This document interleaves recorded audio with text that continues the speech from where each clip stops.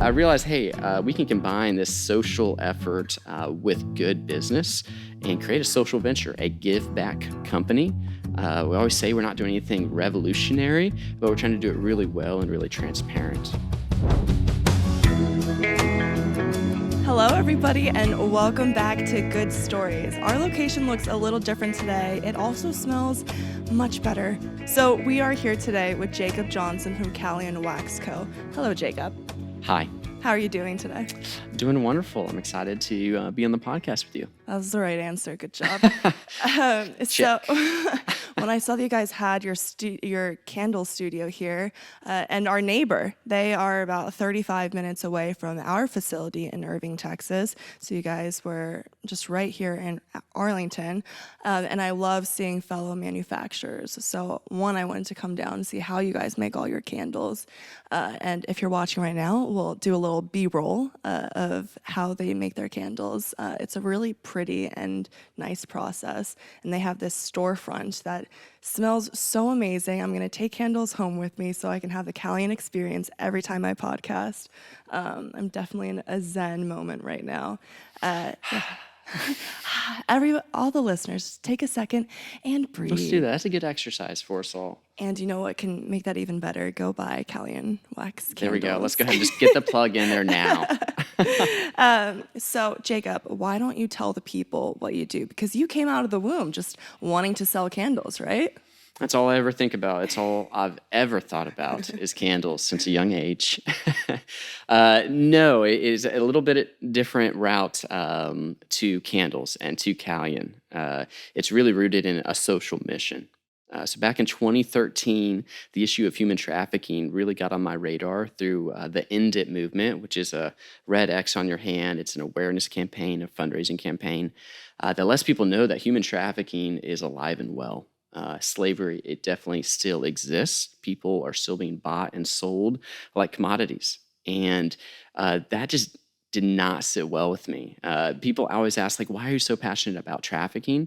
And I encourage them, just spend like an hour doing some basic research into the issue, and you'll find just the atrocity of human beings being bought and sold. It shouldn't sit well with anybody. And I'm under the premise that all of us can agree that human trafficking shouldn't exist. That we want to do something about it. I desire to say, man, I've got to do something about this, but we often don't really know what to do about it. And so we've got that problem of like we care, but we don't really know what to do. It's a really dark and hidden world.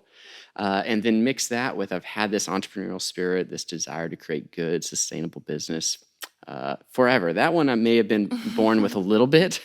I've had to exercise it a little bit. But I realized, hey, we can combine this social effort with good business and create a social venture, a give back company. We always say we're not doing anything revolutionary, but we're trying to do it really well and really transparent. And so Calyan's a give back natural soy candle brand that on a monthly basis donates 5% of our revenue, as in what the business you do with us, the candles you buy from us, we're donating 5% of that to our trusted, vetted, strategic, anti-trafficking nonprofit, Traffic 911, based in Addison, Texas. They're servicing the North Texas area. As we grow, we hope to fund operations all over the U.S. So that you can see impact in your local community because of the candles you're buying from Calyan. And you are helping people in our community right here, which we will get into because I think we are all becoming aware that human trafficking in the U.S. alone has been increasing, not dwindling. And I didn't realize that it's literally in Texas too, like literally in Arlington, the DFW area, which I thought was crazy. You kind of imagine it's in the U.S., but it's over there. It's in that side of the U.S. Yeah, we got over the idea that it's not just overseas, it's here. Yeah. But then you got to really bring it home. Yeah. Here in Texas, especially, we're number 2. It's California and Texas are really big hotspots for trafficking activity. But North Texas, it is alive and well. Hundreds of survivors are coming in contact, or our nonprofit is coming in contact with hundreds of survivors on a yearly basis. And that's just one nonprofit in one region of Texas. And so there's a lot of people that need people that care about them. that say, hey, I see you, trafficking victim, and I want to do something to get you out of that situation. And not just get you out of the situation, that's like half the battle sometimes. It's the restoration effort and the showcasing to that person that, hey, people do care about you and you don't have to go back into that world, because that happens too. There's a lot of psychological terror and connections in with your trafficker. And so there's that pull back into that world a lot of times. These are stories that our nonprofit Trafficking 911 has shared with us. And it's so sad to see somebody go back into that world even after they're rescued or they find freedom. And so our Trafficking 911 is specifically working on building trust-based relationships with those survivors to show them, hey, someone's in your corner fighting for you. Someone's always going to be there for you through court dates, through baby showers, through getting your GED or getting your college education, a place to live. What do they do for the survivors? Is it Right. they identify survivors, or it's after the survivors have been identified? Where do they come in to help?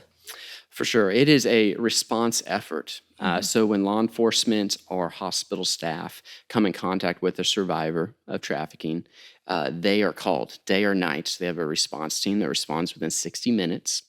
And they go and they just meet. And the ultimate goal is to create a relationship there. But on that initial one, it's, hey, I've got a bag of goodies for you. I've got a blanket. I've got some necessities, food and toiletries. And then from there, it's saying, hey, I'm going to be here for you through this entire healing journey.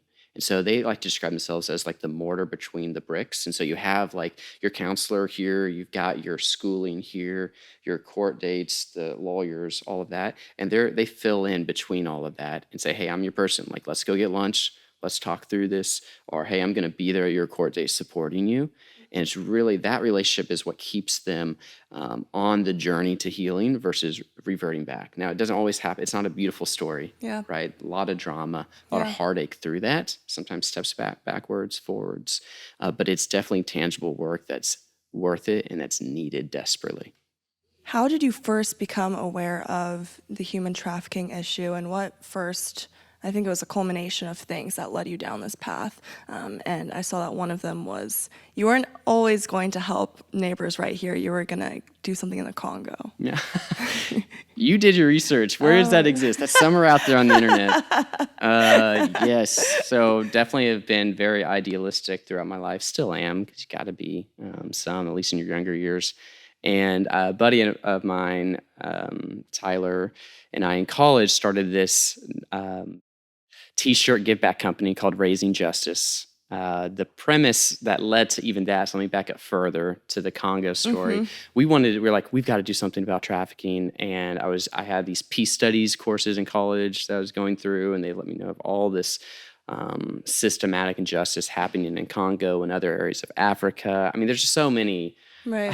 Human beings are just depraved sometimes, and there's so many issues going on. And so one issue specifically in Congo that I was learning about is there was areas where there is no law enforcement, at least non-corrupt law enforcement. Right. And so it's just anarchy there. And when there's not law and order, typically there is abuse of the vulnerable. Yeah. And so our idea was like, what if we just started our own police force and like went to Congo and helped provide some law and order? Obviously, that there's a lot of flaws in that thinking. Americans creating law enforcement to go into Congo, it's not good, guys. So this is college mind, Jacob. The ideas Okay. were big. I mean, I think in college and in our younger years, that's when we have these grand ideas, and there's nothing wrong with that because clearly you were on the right track. That really led down to a very simplistic idea of let's sell T-shirts and donate half of our profits to nonprofits that are fighting systematic injustice, specifically in the trafficking field all over the world. And so it was very global, and we ended up donating, I think, about $1,000. Okay.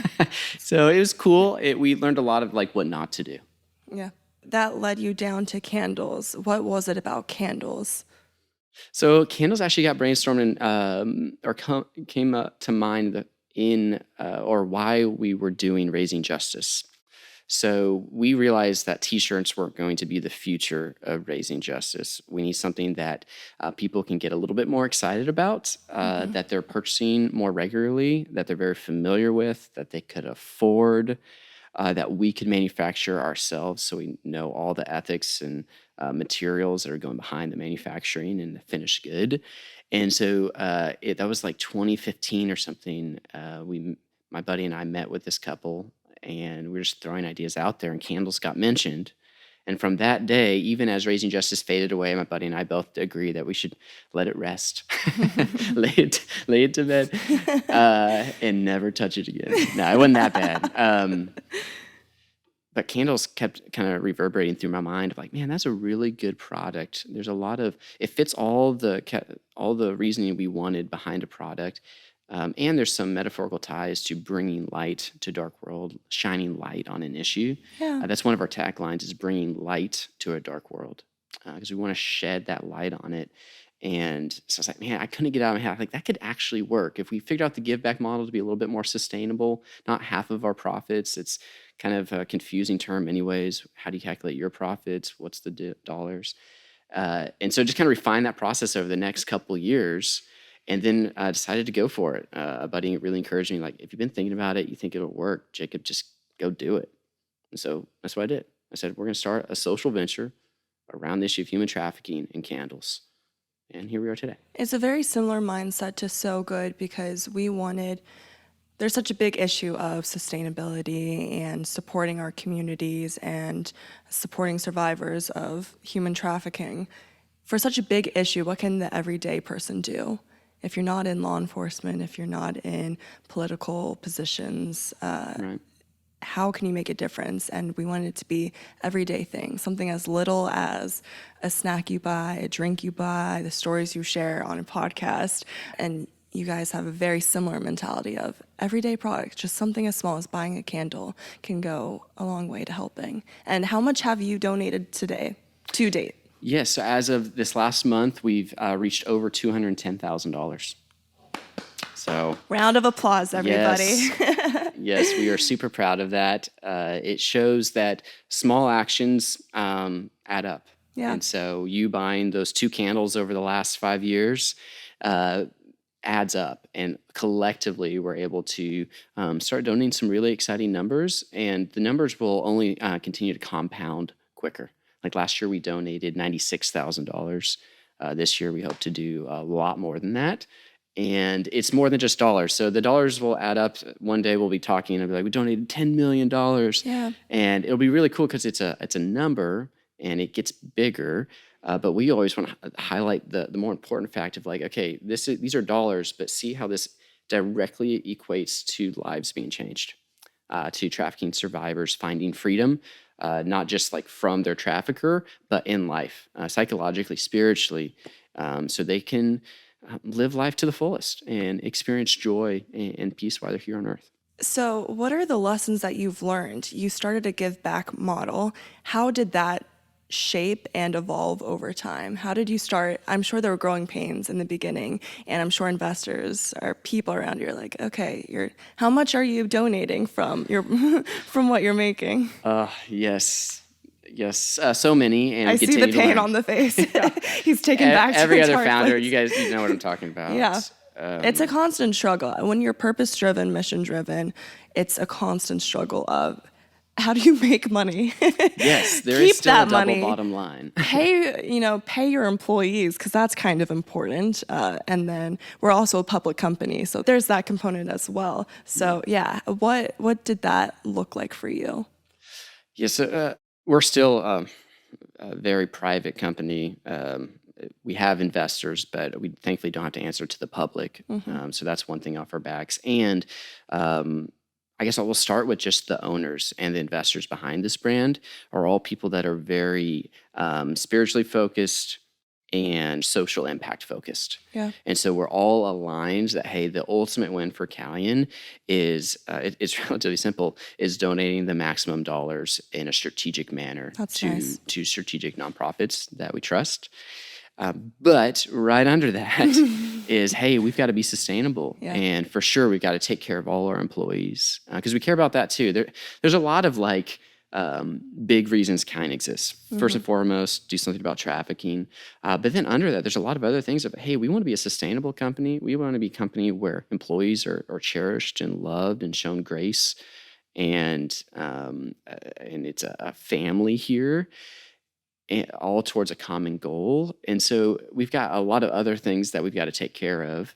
Yeah. And ultimately, we've got to provide return to investors. We have that burden, of course. So it's a balancing act. So what that looks like practically at the very beginning of Calyan, I thought we could donate 15% of our revenue, 1.5, and be like super competitively priced. Right. So that's the other like strategic thing here is we're trying our best to be really competitively priced, Yeah. along with the give back model. Yeah. A lot of things, it's you can't just have that Right. just because you want That's it. something that the listeners might, not understand, especially when you're coming in from, when you have a really saturated space, like the good for you snack space. Everyone's got a good for you snack these days. There's a billion Everyone's got a candles. candle.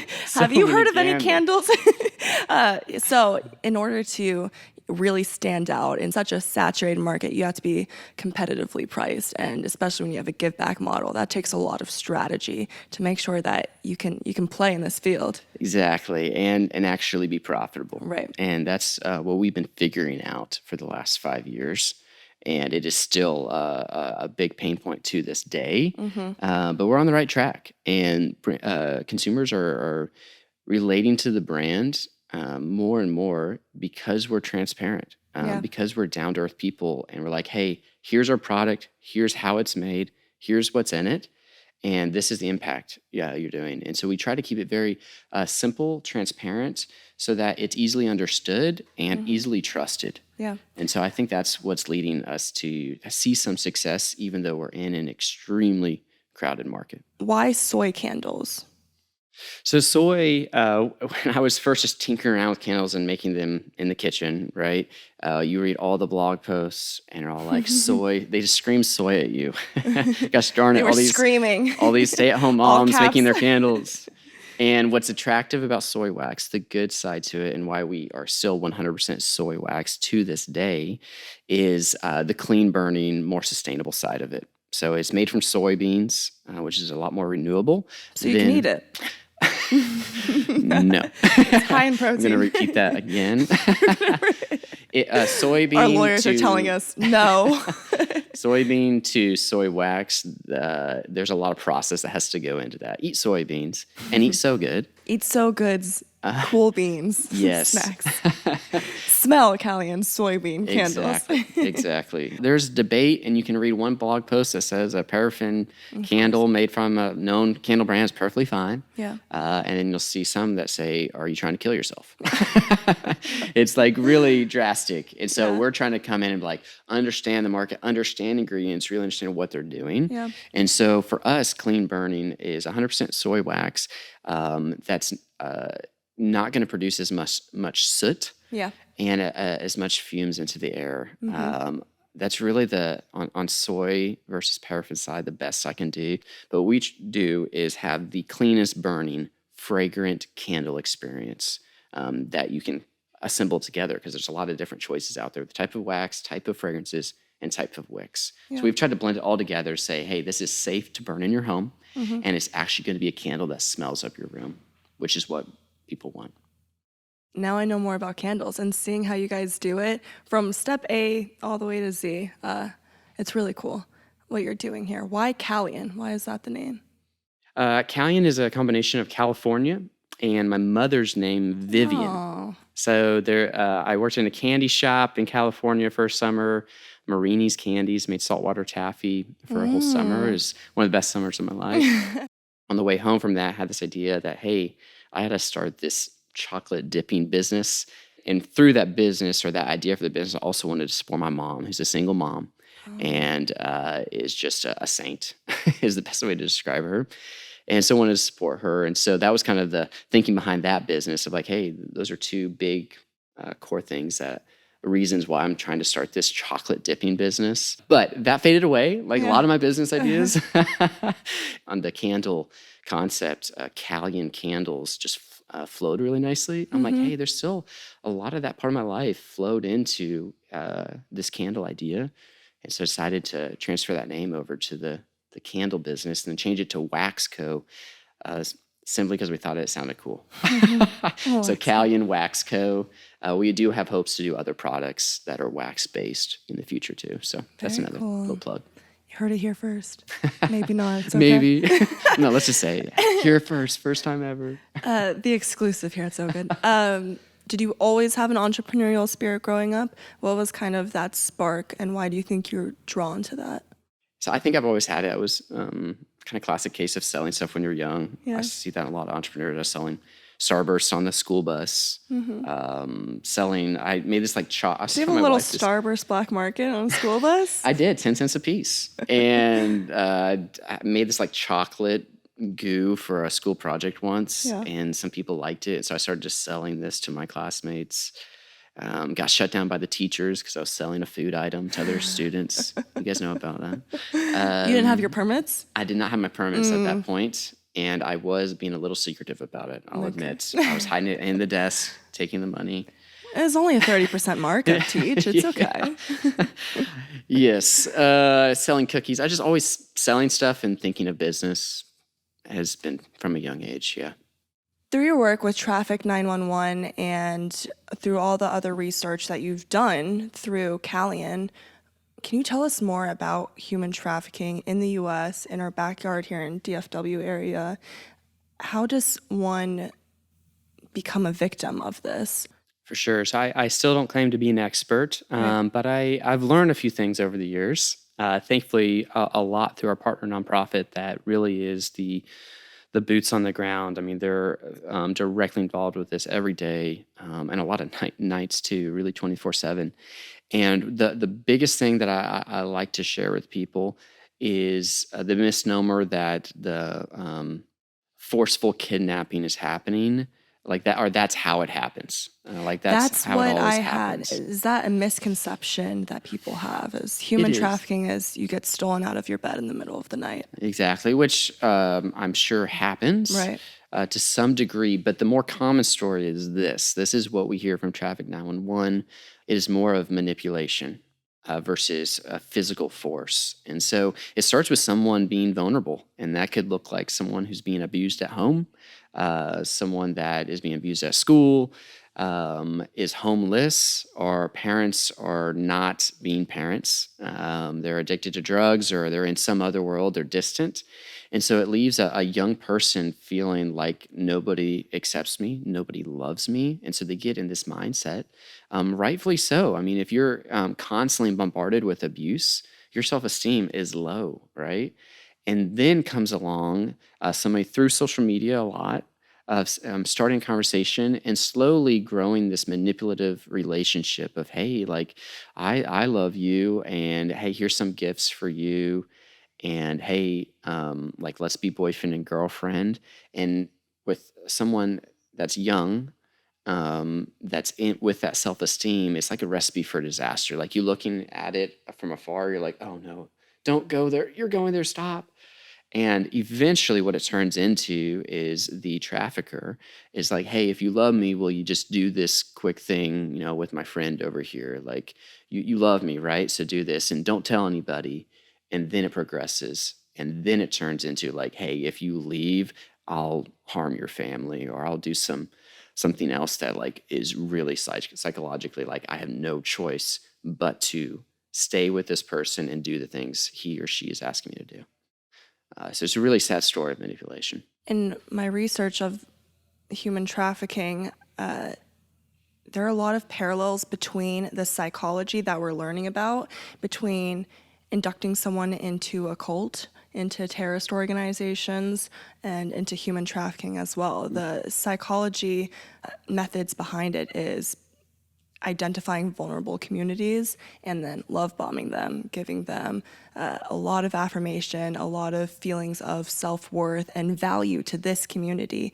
Come here. This is why we want you. You are so amazing. You might have been abused. You might have been neglected. You might be an outsider in your community. Here, you're welcomed. And then once that person's drawn in, they switch over to threats, and you're hooked, and you feel that there's no way to get out.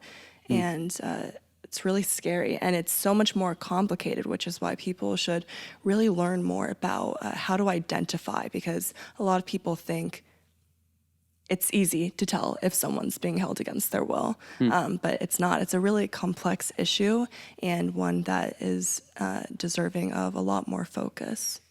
Absolutely. Trafficking it's not a black and white issue. It's black and white in the idea that, hey, we all agree that it's bad. Right. It's not like another more debatable social or political issue. Right. But there's a lot that goes into it. And honestly, for an everyday person, this is what I'm really passionate about is, hey, we're not all psychologists. Or we're not all like, we don't all have the time to dive in of like, why exactly is this happening in this specific area? But we care about it. And so there's like this disconnect. We have good intentions. We want to do something about it, but we are not psychologists and we don't have the time to deep dive into this issue because we have lives and we have other social issues we're really deep into. And so that's why I feel really passionate about like, hey, how do we break that disconnect and give people these simple little action steps that while they're in their day shopping for a home good item or looking for a healthy snack, things of that nature.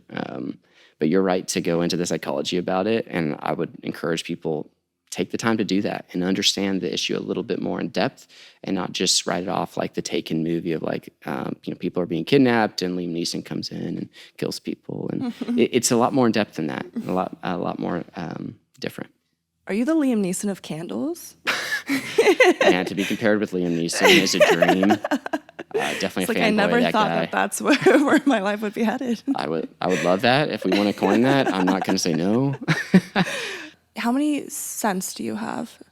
We have 15 regular fragrances and then 3 limited edition fragrances that come available at different times during the year. So we've got a handful of different product lines. All of them, the piece of glass is not meant to be thrown away. You can use them as drinking tumblers, as planters, as makeup brush holders, anything you can use a glass for. Go to their YouTube to find out how you can reuse it. Yeah, we I'm try gonna to start doing encourage you. that. So what is your favorite scent? So I jokingly say my favorite scent is your favorite scent. There are some fragrances, as if you're dealing with them for 5 years, you can get tired of them, candidly. But there's some fragrances that are just like, there's no way I'll ever get tired of that. And that's our vetiver tonka, which is very smooth. Is that one word? Vetiver and tonka. We put a plus signs for like vetiver plus tonka. Yeah. It's got some spice. It's got some vanilla, which is the tonka. Tonka's like a vanilla type fragrance. Really smooth. What were some of the biggest growing pains when you were starting Calyan? Because you've had no experience before in making candles. Right. So what was that like, learning how to do that? Yeah, I think we learned how anybody learns of a lot of trial and error. And this first candles I made on my mom's stove did not turn out well. They actually didn't work. I always joke, like it didn't not just smell. There were so many holes underneath the surface of the wax, it burnt out. It didn't even burn. So we went from there. You started this in your mom's house, right? Yes. It started there, and we were there until about 2 years ago, almost to date now. So we took over pretty much the whole house, a shed out back, and annoyed the neighborhood with freight trucks coming in and us having to offload and drive up pallets up the driveway. All sorts of fun stuff. Was she supportive? Extremely, to be able to let her or to let us use her entire house at the end. She's like, this started out great. I thought it would, This is cool. My be name's like in the one of those name. other ideas that would just die out after a couple months. 2 years later, she's like, I have nowhere to put my stuff. Jacob, time to move out. I hate to admit this, but we even took over some of her bedroom. No. Yeah. You know what? Actually, scratch that out. I don't want people to know that. What a saint. She would. That's how wonderful she is. She believed in the mission. I think in the back of a lot of people's minds, people are being more candid with me now that it's starting to work. Yeah. But most people thought this was another kind of chocolate company, like, oh, Jacob's into candles now for some reason. I'm interested to see how long that lasts. And now I get to like kind of put in their faces. We're still we're a startup, so we still think we could die anytime. You got to continue to push aggressively forward. But now that's working a little bit, I'm like, hey, It's actually working sucker. Remember what you told me. Well, that's the thing. Remember what you didn't say. Yeah, you didn't Remember say, that but I look knew in you were your thinking. eyes? Yeah. That's the thing. I can never claim, like, I really have not had people say, that's not going to work, to my face anyways. I've had so many supportive people. So all on the same day, you quit your job. And did you tell your now wife before or after you proposed that you quit your job? She was aware of the whole thing. So we were dating. She was like, on second thoughts, we're going to have a long engagement to see if this works out. Right? That's the thing. And that's why I bring this up. As far as supportive people, my wife has just been that foundational support, because we were dating even when the first idea of like, oh, candles, that might work. And so she has really been with me since I was just mulling over the idea for a couple years, or I forget the exact timeline.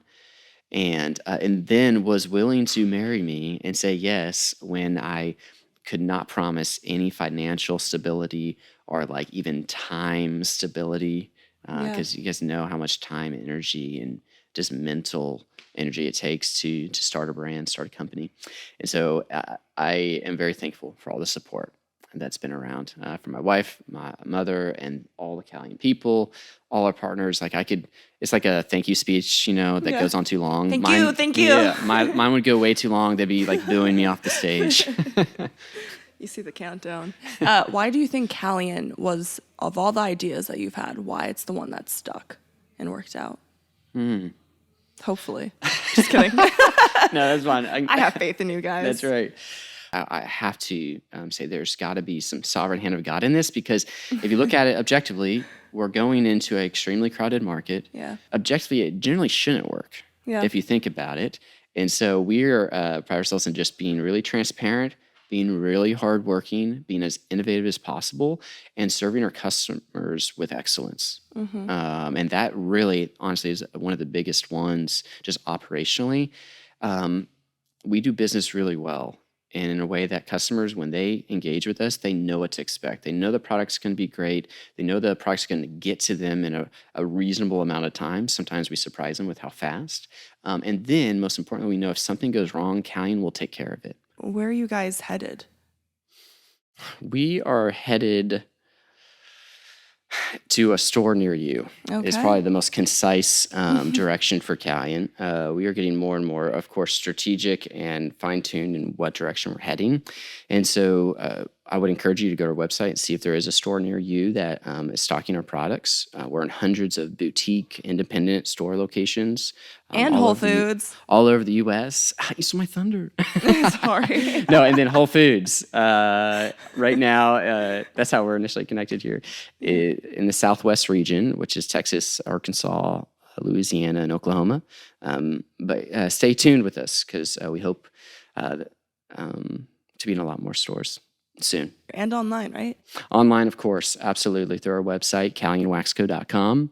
And if you're in the Arlington, Texas area, or you want to travel to us, we've got a beautiful storefront where you can see how we're making the product, and of course, peruse all our beautiful fragrances. Awesome.